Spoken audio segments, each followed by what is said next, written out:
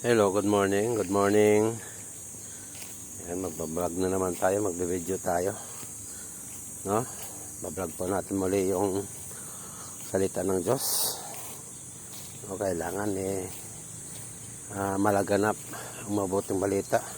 At mag-viral dapat. Na pa, yung salita ng Lord. Kasi ito naman talaga ang dapat na mag-viral No?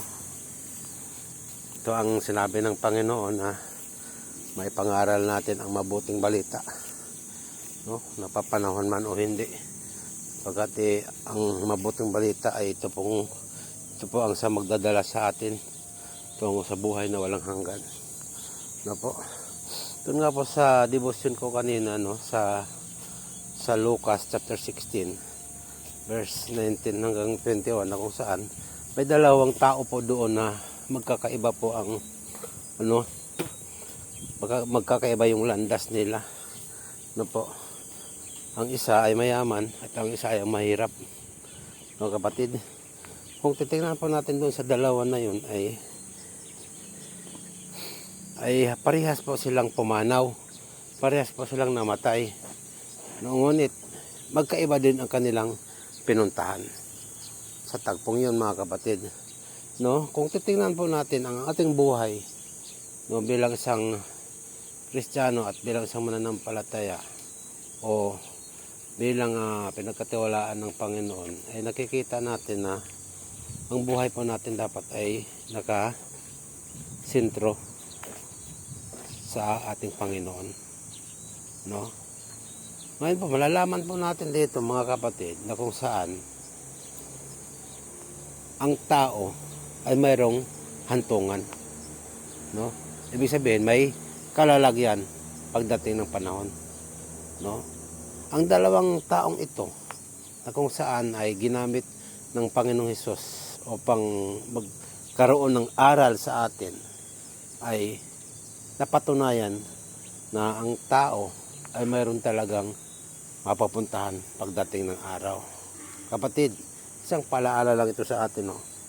Bilang isang Kristiyano, no? Bilang isang taong naliliwanagan na kung saan dapat natin ay paglilingkuran ng Diyos, no?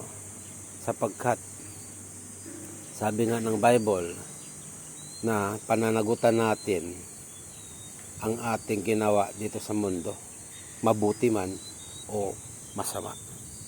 So, sa makatuwid, isipin nating mabuti. Alamin nating mabuti. Sapagkat darating ang panahon na mangyayari ito sa atin, na hindi po natin ito pwedeng iwasan o hindi po natin ito pwedeng bayaran. No, kapatid? No? Sapagkat haharap tayo sa Diyos na makapangyarihan sa lahat. Kung ano ang ginawa mo sa lupa, yun po ay alam ng Panginoon. Kapatid, nais ng Panginoon tayong mga buhay ngayon, no? Ikaw po yung nakapakinig sa bidyong ito. Baka ikaw yun, no?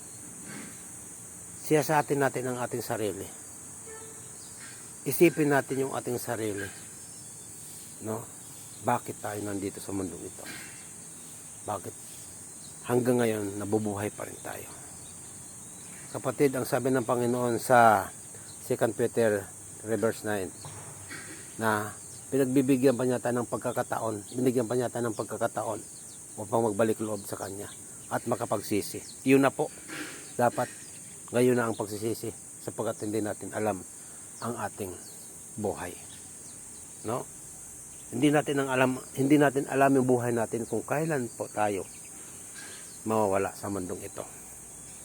So, kapatid, napakaraming tao ngayon sa panahon ngayon na namatay bigla.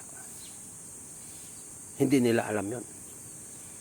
Kaya nga ngayon pa lang, kapatid, alamin mo na kung saan po talaga tayo patungo. Sa buhay na walang hanggan o sa impyerno. Yun po ang katotohanan, kapatid. Salamat po sa umagang ito. Nawa po, hallelujah, ay magkaroon po ng aral ang ating mensahe. ang ating pagkukwentuhan sa umagang ito. Okay po, God bless po. Bye-bye po. Ingat po kayo lagi mga kapatid.